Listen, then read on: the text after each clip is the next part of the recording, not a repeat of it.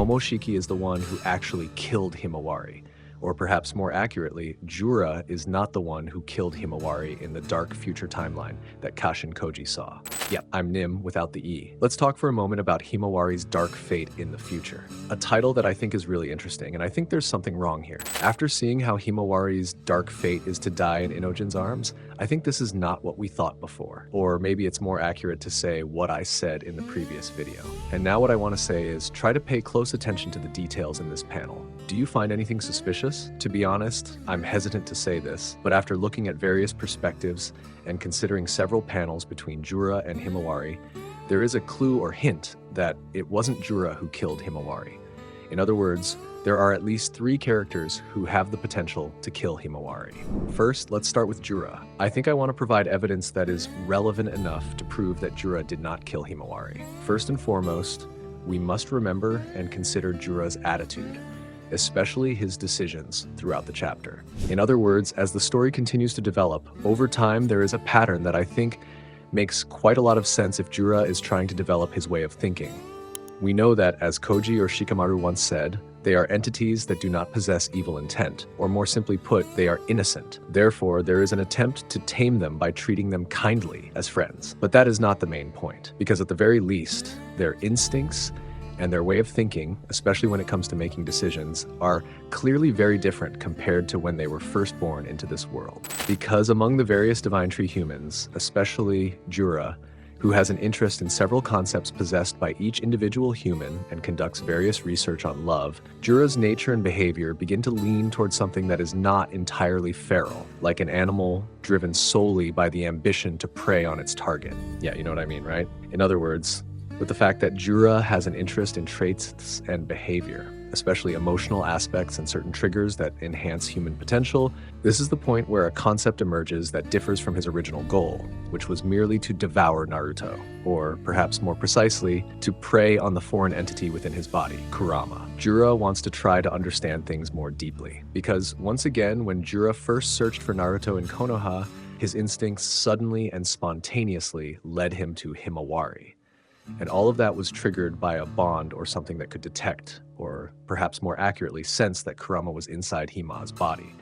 In fact, Kurama himself did not expect that Jura could sense his presence inside Hima's body. And we also know that, for the first time, Jura managed to capture Hima, as you can see. At this point, do you think this was some kind of attempt by Jura to devour her?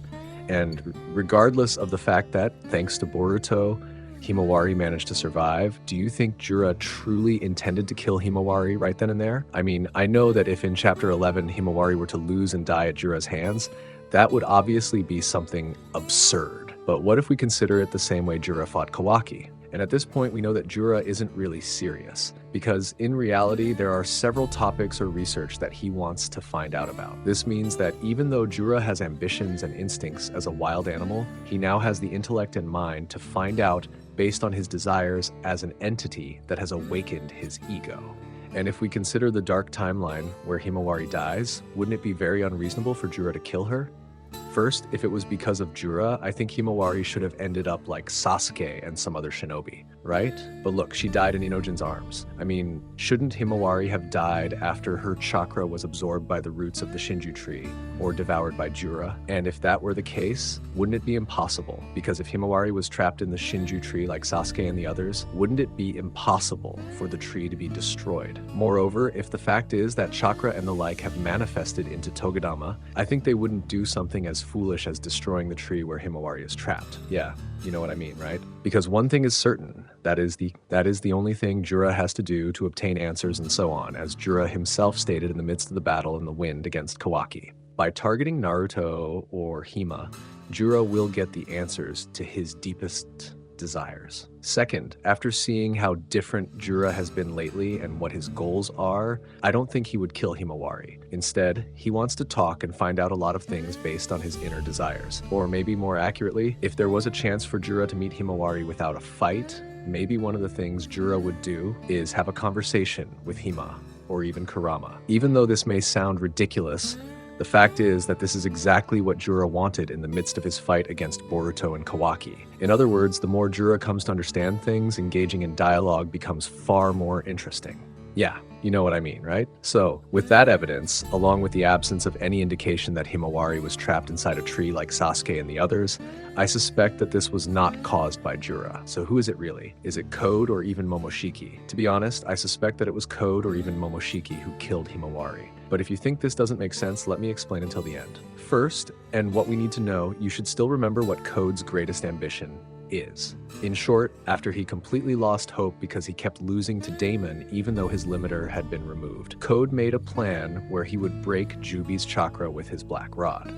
At this point, his greatest ambition was to take revenge on Kawaki, Boruto, Naruto, or even Konoha. And we know that one of the reasons Code wanted to take revenge on Naruto or even Konoha was triggered by the death of Ishiki Otsutsuki's soul. In other words, as a very loyal servant, Code had a desire to become strong and take revenge on several people. Code even said that he wanted to kill the people most precious to Boruto. So in other words, it's not impossible that the one who killed Himawari was Code as a form of revenge for what Boruto or even Naruto did in the past. And killing one of the people most precious to Boruto himself is part of Code's plan, right? Then there's Momoshiki. For some reason, I actually suspect that Momoshiki is the real killer. Regardless of the outcome of the deal between Momoshiki and Boruto, we must understand that Momoshiki is a cunning creature. Like Code, Momoshiki has ambitions to take revenge on Naruto. In addition, we must remember that Momoshiki is also very ambitious to collect the chakra on Earth, including Kurama's chakra. So once again, regardless of the scenario that will unfold between Momoshiki and Boruto after their deal, at its core, as a cunning and devious being, nothing is impossible for Momoshiki himself, right? But if I had to choose, I think the one most likely to kill Hima in this timeline is Momoshiki. And as a final conclusion, you might agree or disagree with this because of its correlation with chapter 28, where Koji helps Inojin master a new jutsu to avoid that future, especially since this invasion is to defeat Mamushi and Konoha, right? The simple answer lies in the branching future. Boruto has made a big mistake, according to Koji. This means that Koji, who knows some of the major and minor probabilities in advance, will certainly consider them wisely. Meanwhile, Boruto is only focused on his priorities. In other words, the more the future branches out, the greater the possibility of the worst-case scenario occurring. Moreover, if the future branches out even further, it'll become even more difficult to predict.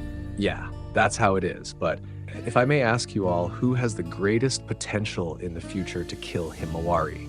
Whatever your answer may be, don't forget to vote on my YouTube community channel. Thank you for watching, like, and subscribe. I'm Nim without the E. See you in the next video. Bye-bye, Data Bio.